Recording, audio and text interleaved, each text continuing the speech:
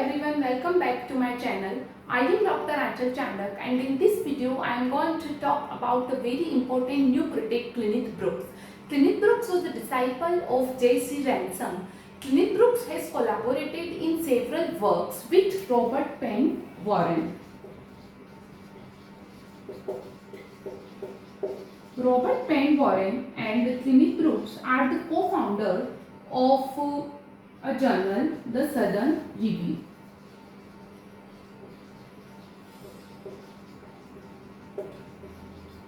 The Southern Review के ये दोनों co-founders हैं Kenneth Brooks और Robert Penn Warren.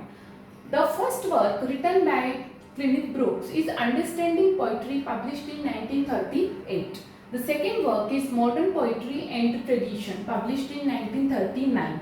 The third important work of Kenneth Brooks is Railroad Urn, published in 1947. Subtitle is very important, Studies in the Structure of Poetry. Or please keep remember all the works in the chronological order. One more thing, Railroad Urn का जो title है वो John Donne की poem the canonization से लिया गया है. The canonization, इससे इस वर्क का टाइटल लिया गया है, द कैनोनाइजेशन से. Now we will talk about the concepts given by Kenneth Brooks. The first concept is about language. He has talked about language of paradox.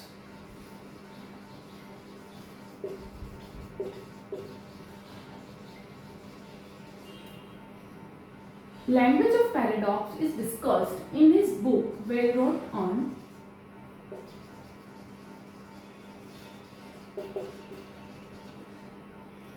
In this concept, he says that language of paradox is the language of poetry.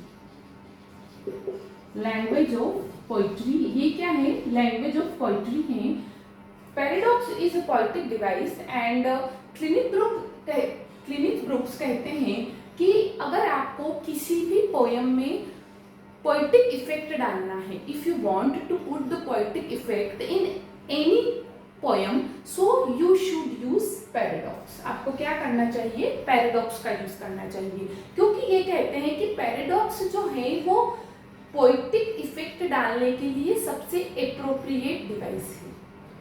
और इन्होंने जितने सारे भी दूसरे figures of speech या जो दूसरी poetic devices हैं उनकी वैल्यू को कम आका है and he gives the importance to only the paradox. And for proving his point he gives the example of two poems. First ये किसका एग्जाम्पल देते हैं?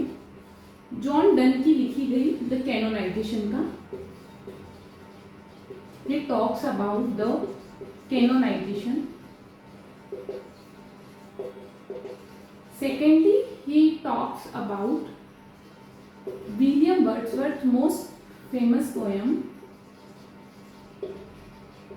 विलियम वर्ड्सवर्थ की बहुत फेमस पोयम है the Westminster bridge.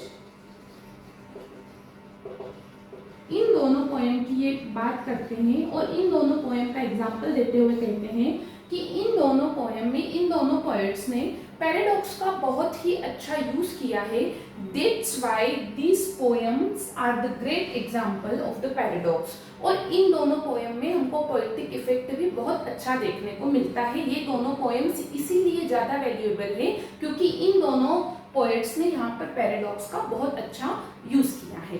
Further he talks about the scientific language and he says that scientific language is clear language, refined and clear. He says that scientific language is refined and clear. And for proving this point, what he says, he gives the example of an equation E is equal to mc square.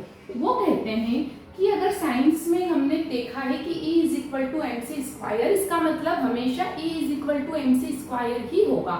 Energy equals to matter, तो ये हमेशा energy equals to matter ही होगा.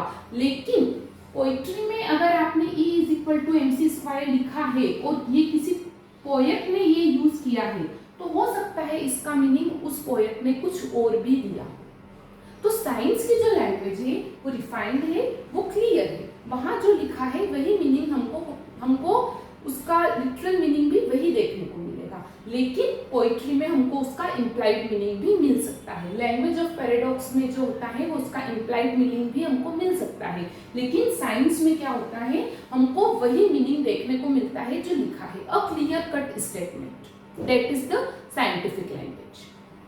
And he has talked about language of paradox and scientific language.